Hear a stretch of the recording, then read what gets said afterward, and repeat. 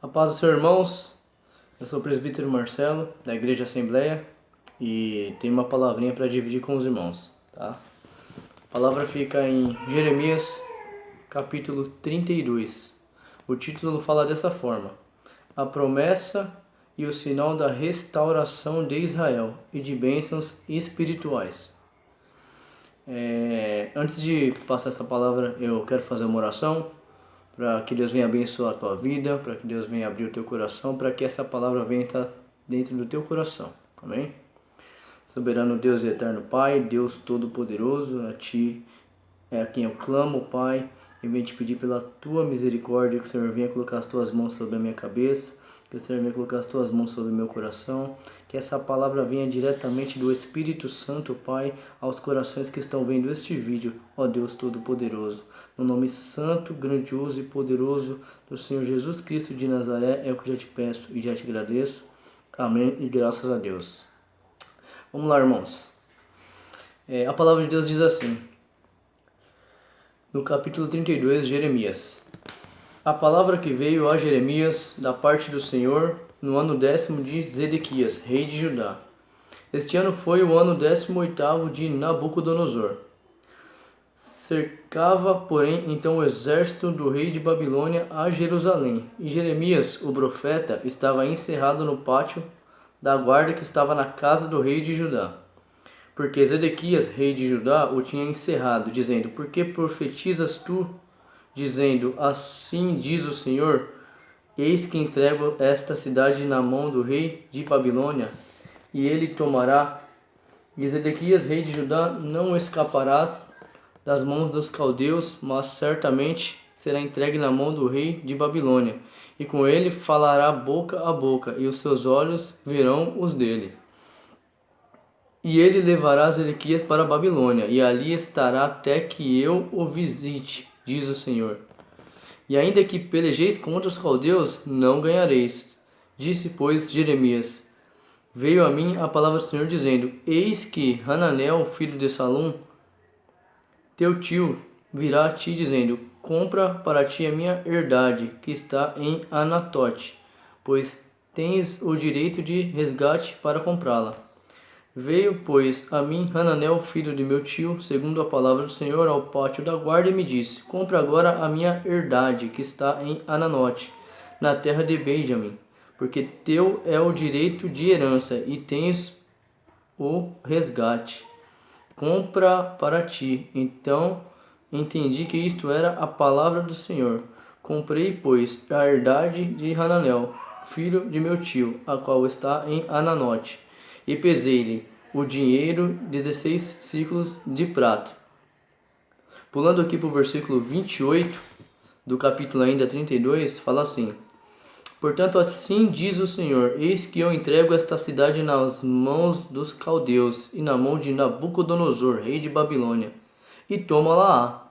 E os caldeus que pelejam contra esta cidade entrarão nela, porão fogo a esta cidade e queimarão as casas sobre cujos terraços queimaram incenso a Baal, e ofereceram libações a outros deuses, para me provocarem a ira. Porque os filhos de Israel e os filhos de Judá não fizeram senão mal aos meus olhos, desde a sua mocidade, porque os filhos de Israel não fizeram senão provocar-me a ira com as obras das suas mãos, diz o Senhor.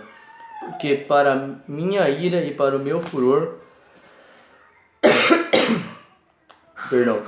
me tem sido esta cidade, desde o dia em que a edificaram até o dia de hoje, para que a tirasse da minha presença, por toda a maldade dos filhos de Israel e dos filhos de Judá que fizeram, para me provocarem a ira, ele e os seus reis, e os seus príncipes, e os seus sacerdotes, e os seus profetas, como também os homens de Judá e os moradores de Jerusalém, e viraram para mim as costas, e não o rosto, ainda que eu os ensinava madrugando e ensinando-os, eles não deram ouvidos para receberem o ensino. Pulando aqui para o versículo 37, ainda do capítulo 32, eis que eu os congregarei de todas as terras, para onde os houver lançado na minha ira, e no meu furor, e na minha grande indignação. e os tornarei a trazer a este lugar, e farei que habitem nele seguramente, e eles serão o meu povo, e eu serei o seu Deus. Amém? Irmãos, o que essa palavra fala, né? A palavra fala o seguinte: o povo, né, de Judá, cuja capital era Jerusalém, eles estavam numa situação que não agradava o coração de Deus.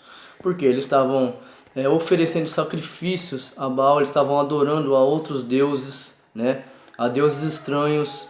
Então, isso fez com que o nosso Deus Todo-Poderoso, né, se afastasse a presença desse povo, da cidade de Judá, né? Então, o que Deus fala para Jeremias, o profeta? Deus fala: Jeremias, você vai fazer o seguinte: você vai chegar ao rei Zedequias, o rei de Judá, e vai falar para ele o seguinte: olha, Judá e Jerusalém está cercada, né, pelo exército de Babilônia, pelo exército de Nabucodonosor. Então vocês estão cercados, tá? A cidade vai ser tomada, tá? E vai cair ao fio da espada a cada um que se levantar contra esse exército, né, de Nabucodonosor, né, o exército de Babilônia.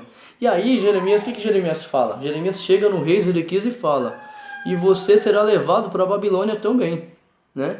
Então o rei Zedequias, ele fica bravo, né, com a profecia, né, com as palavras, né, de Jeremias. E aí a Bíblia fala que Zedequias, ele coloca Jeremias, né, em cárcere, né? Então a Bíblia fala que estava encerrado no pátio da guarda, né, que estava na casa do rei de Judá, ou seja, estava encerrado, estava preso, né? Então, pelo fato de Jeremias, o profeta, falar a verdade para o rei Zedequias, ele prendeu Jeremias. Ele não gostou de ter ouvido que ele seria levado pelo exército, né, babilônico, né? Então, para a Babilônia. Então, ou seja, ele não gostou de ouvir, né, que Jeremias falou o seguinte: ei, você vai ser levado pelo rei Nabucodonosor para a Babilônia, e a sua terra vai cair, né? Judá vai cair. A Bíblia fala que Judá e Jerusalém estavam cercados pelo exército babilônico. Então, assim, o que eu aprendo com essa palavra a princípio? Eu aprendo que quando você fala a verdade, quando você anda na verdade, e quando você anda em Cristo, você vai sofrer opressões, tá?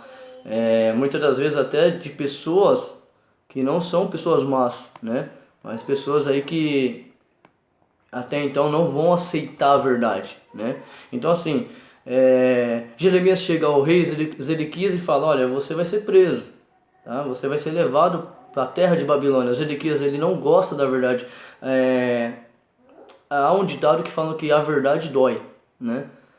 Mas não é nem que a verdade dói, é que o ser humano não aguenta ouvir a verdade, né? A nossa carne pede o pecado, nossa carne pede a mentira, né? A Bíblia fala em João, se eu não me engano, João capítulo 8, versículo 44, que o pai da mentira é o diabo. Então, se você omite a verdade e se você fala a mentira, você, nesse momento que você está mentindo, você está sendo filho do diabo. Ou seja, o pai da mentira é o diabo. Então, quando você fala a verdade, você anda na verdade, é natural, tá, você sofrer opressões, tá, do maligno, do inimigo ou de qualquer outra pessoa, tá? Porque nem todo mundo aceita ouvir a verdade. Então, esse é o primeiro ensinamento que eu tiro dessa palavra, né? O ser humano em si, ele não aguenta ouvir a verdade. A palavra de Deus é a verdade. São poucos que vão absorver a verdade, a palavra de Deus, né? Jesus fala: eu sou o caminho, a verdade e a vida. Ninguém vem ao Pai se não for por mim. Eu sou o caminho, a verdade e a vida. Jesus é a verdade, tá? Jesus é o verbo vivo. O que é o verbo vivo? Jesus é a palavra. Então, a Bíblia é Jesus. Isso aqui é a palavra, é a verdade, tá? Então, se você anda na verdade, é natural, se você anda em Cristo, é natural você sofrer opressões. Amém? Outra mensagem que a Bíblia fala aqui a respeito é que assim, Deus ele fica irado porque o povo de Judá, né, e o povo de Jerusalém, ele estava oferecendo sacrifício a outros deuses, né? Então eles estavam longe da presença de Deus. A cidade não tinha mais a presença de Deus, tá? Então assim, se você anda fora da presença de Deus, se você anda longe da presença de Deus, Deus jamais vai te obrigar a andar com Ele, tá? Você tem que se atentar a andar com Cristo, tá? Deus te deu livre-arbítrio de você escolher o caminho que você quer seguir. Você pode seguir o caminho com Cristo, porém você pode seguir o caminho sem Cristo, tá? Há uma grande diferença entre os dois caminhos, tá? Quando você segue um caminho com Cristo, você segue um caminho, como que eu posso te dizer? Você segue um caminho correto, você segue um caminho, você segue protegido, guardado por Deus, blindado por Deus. Então, quando você anda segundo a presença de Deus, quando a tua cidade, né, teu corpo, a tua vida anda na presença de Deus, tá? Você só tem a ganhar muito, né? Proteção, carinho, amor, né? Deus ele é como um pai. Deus ele não castiga ninguém. Você pode estar pensando o seguinte, mas Deus castigou a cidade de Judá, né? Deus não castigou a cidade, o reino de Judá. Tá? A própria cidade se castigou, porque na mesma hora que você deixa de andar segundo a Cristo, você está automaticamente, né, você andando fora dos caminhos de Cristo, você passa a estar vulnerável ao inimigo, né, que foi o caso aqui da cidade de Judá. Eles estavam vulneráveis ao inimigo. Por quê? Porque, segundo a Bíblia, a presença de Cristo já não estava mais dentro da cidade. Então, cada um andava segundo o caminho que queria, né? Então, se você anda no caminho que você quer e não nos caminhos de Deus, você está seguindo o que pede a tua carne e o teu corpo, né? O que pede a tua mente. E quando você anda nos caminhos de Deus, você começa a andar segundo as vontades de Deus, as vontades do Espírito. Então, quando você anda com Deus, você tem a proteção do Espírito Santo de Deus. A todo momento, aonde você for, aonde você estiver, tá? E quando você anda sem a presença de Deus, porque você tem o livre-arbítrio de escolher, ou você anda com Deus ou você não anda, você quem sabe, né? E quando você anda fora da presença de Deus, automaticamente você está vulnerável ao inimigo. E foi o que aconteceu aqui na cidade de Judá, né? Jeremias ele avisa, olha, você está cercado, tá, rei Zedequias, e você vai ser levado, né, pelo rei Nabucodonosor para a Babilônia. Por quê? Porque você deixou de adorar Cristo e você passou a adorar outros deuses, Deus de Baal, Deus que não tem poder para nada, né? Então seria como se Deus fizesse o seguinte, olha, já que a cidade não quer a minha presença, né? Já que vocês não querem a minha presença, vamos ver então se o Deus de Baal vai guardar vocês. Ou seja, o que Deus quis passar? O seguinte, Deus quis mostrar para a terra, né, para o rei Zedequias e para aqueles que estavam ali também na capital de Jerusalém, que aquele que anda sem Deus está vulnerável ao inimigo, tá? A Bíblia fala que por essa vulnerabilidade, né, que Judá e Jerusalém estavam passando, a cidade em si foi entregue, né, ao exército babilônico. Ou seja, eles queimaram tudo, né? A Bíblia fala aqui no versículo 29, que fala assim, ó, 28. Portanto, assim diz o Senhor, eis que eu entrego esta cidade nas mãos dos caldeus e na mão de Nabucodonosor, rei de Babilônia, e tomá-la-á. E os caldeus que pelejam contra esta cidade entrarão nela, porão fogo a esta cidade e queimarão as casas sobre cujos terraços queimaram incenso a Baal e ofereceram libações e outros deuses para me provocarem a ira. Porque os filhos de Israel e os filhos de Judá não fizeram senão mal aos meus olhos desde a sua mocidade. Ou seja, o povo estava fazendo o que era mal aos olhos do Senhor. O povo estava em pecado. O povo estava andando segundo as suas próprias vontades, né? E dando continuidade que fala, porque os filhos de Israel não fizeram senão provocar minha ira com as obras de suas mãos, diz o Senhor. Porque para a minha ira e para o meu furor me tem sido esta cidade, desde o dia em que edificaram até o dia de hoje, para que a tirassem da minha presença. Por toda a maldade dos filhos de Israel e dos filhos de Judá que fizeram, para me provocarem a ira, ele e os seus reis, e os seus príncipes, e os seus sacerdotes, e os seus profetas, como também os homens de Judá e os moradores de Jerusalém, ou seja, todos, tá? Príncipes, profetas, né? Então, os reis, todos ali provocaram a ira do próprio Deus, tá? E a Bíblia continua falando, e viraram para minhas costas e não o rosto, ainda que eu os ensinava, madrugando e ensinando-os, eles não deram ouvidos para receberem o ensino. Viraram as costas para Deus. Tem muita gente hoje que infelizmente vira as costas para Deus, né? Se frustram no dia a dia, andam vulneráveis, né? Não oram, não clamam, não leem a Bíblia, não louvam, né? Então não buscam a presença de Deus, e aí automaticamente, estando vulneráveis, o inimigo ele vem, né? E infelizmente ele acaba às vezes com a vida da pessoa, né? Tanto a vida física quanto a vida espiritual, né? A vida emocional, profissional. Então o inimigo veio para matar, para roubar, para destruir, né? Deus ele não destrói nada, muito pelo contrário. Deus quer o melhor para você, Deus quer te abençoar, Deus quer mostrar para você qual que é o verdadeiro caminho, né? Que é a glória de Deus, né? Que é os céus. Esse é o verdadeiro caminho é Jesus, né? E aí, uma palavra aqui que a Bíblia fala que eu achei interessante também, né? Que aí começa falando o seguinte, ó: eis que Hananel, filho de Salum, teu tio, virá te dizendo, ou seja, Deus fala para Jeremias: eis que Hananel, filho de Salum, teu tio, virá te dizendo, compra para ti a minha herdade que está em Anatote, pois tens o direito de resgate para comprá-la. Isso está no versículo 7, tá? E vai até o versículo 9.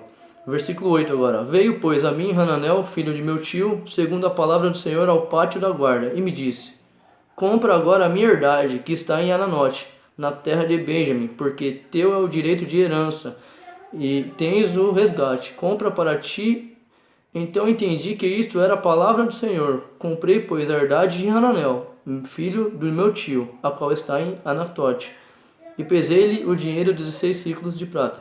Ou seja, o que Deus falou? Deus falou para Jeremias: olha, vão vir pessoas, né, quererem vender as terras para você.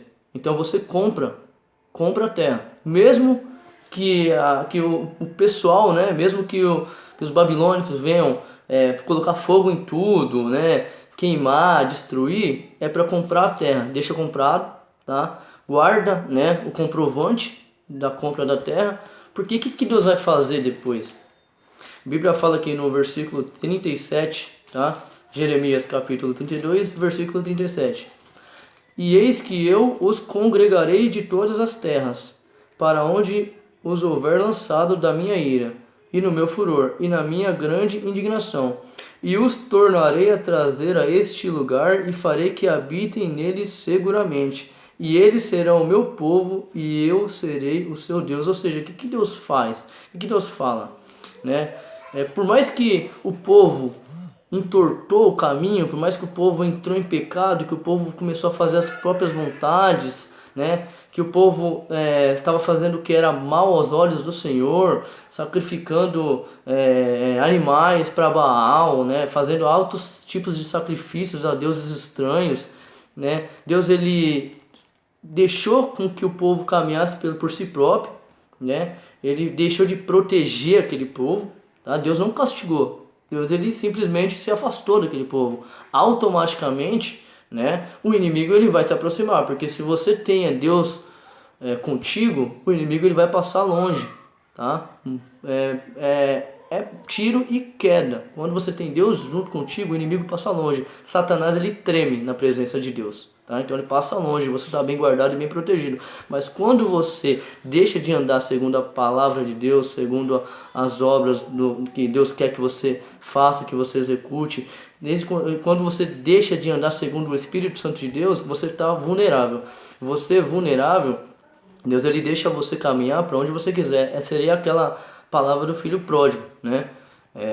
O pai, ele fala, vai, você quer ir embora, você pode ir, mas eu estou de braços abertos, né? Para te abençoar, para te abraçar, para o que você precisar, eu estou aqui para te dar o suporte, né? Então o que Deus faz aqui nessa palavra? Deus, ele deixa o povo andar segundo as suas obras, segundo as suas vontades, ou seja, o povo faz o que quer, o povo, Deus fala, olha, se você quiser fazer o que, se essa cidade em si está recusando, está desprezando, né, o meu nome, então ela vai andar por si própria. Então automaticamente Deus, ele deixou, né, que o povo em si caísse aí, né, que a cidade em si fosse destruída. Deus, ele deixou, entre aspas, né, a Bíblia fala que Deus permite, né, Deus permitiu tudo isso, né, que acontecesse, né, ele permitiu, ele não, como que eu posso falar para você, irmãos? Deus, ele jamais ele quer o teu mal. Deus jamais quis o mal daquele povo. Porém, o povo, ele tem o livre-arbítrio de escolher o que quer, o caminho que quer. Porém, Deus, ele falou, olha, eu vou trazer aquele povo de volta depois, tá? E aqui ele fala, né?